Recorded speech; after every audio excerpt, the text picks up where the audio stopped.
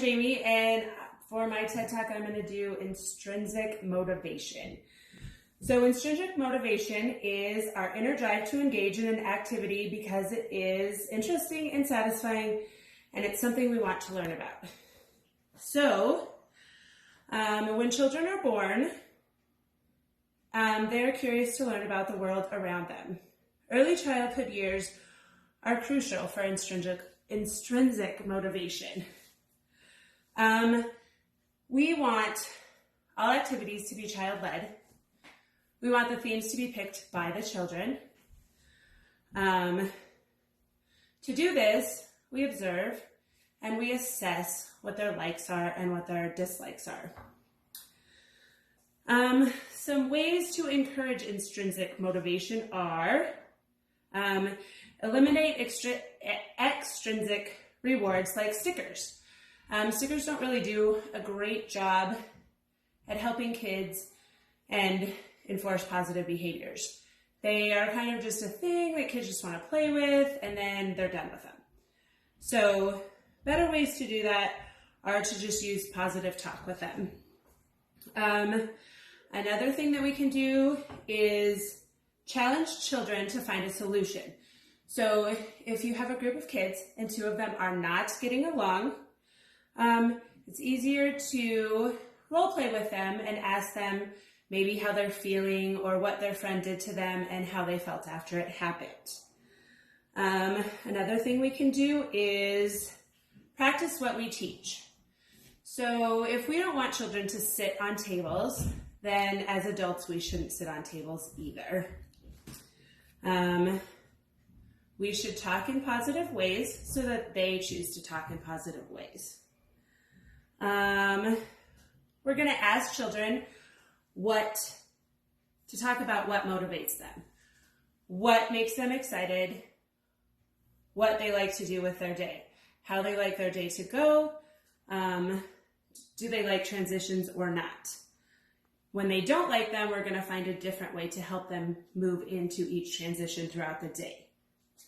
We're going to praise children for their meaningful accomplishments. We are going to have a lot of energy throughout the day, and we're going to be excited with the subject that we're teaching the children so that they stay interested throughout the study. We're going to be creative in our learning environments. We're going to change it so that it's new and exciting all the time.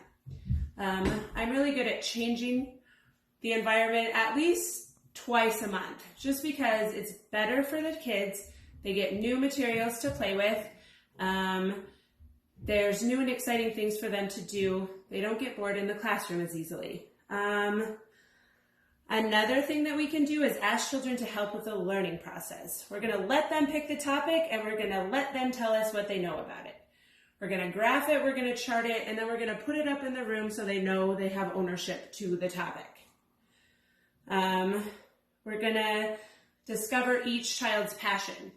We're going to find that some kids like dinosaurs, some kids like sharks, some kids just love to color, some kids love to play cars, some kids love to play dolls.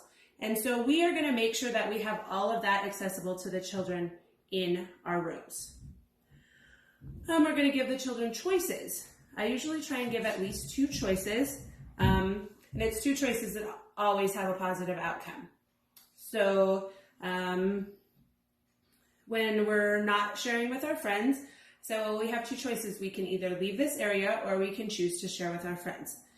We want to always go with positive just because that's the way that they learn the best and their behavior stays the way we would like it to go. We need to also make sure that they have a trusting environment. They need to trust all the adults in the room with them at all times. A trusting environment also means that they know that they're safe when they come into the room, and we just want to make sure that they feel that way all the time in our classroom.